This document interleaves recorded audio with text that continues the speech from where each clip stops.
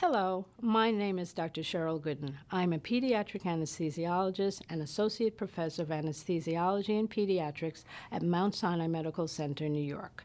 Today we're going to discuss a recent intubation of a 3-year-old, 15-kilogram female who presented for umbilical hernia repair under general anesthesia.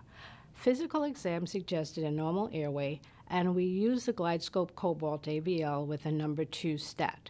There is now a 2.5 stat available, and for a child of this size, I would use that in the future. In some cases, placing the patient in the sniffing position may improve the view. We do a midline insertion with the laryngoscope. Note the long and floppy epiglottis, which can present a challenge when using direct laryngoscopy. You don't want to go too deep, as this can actually worsen your view of both the glottis and the endotracheal tube, which makes the tube more difficult to place. In retrospect, we might have backed out slightly here to improve the view.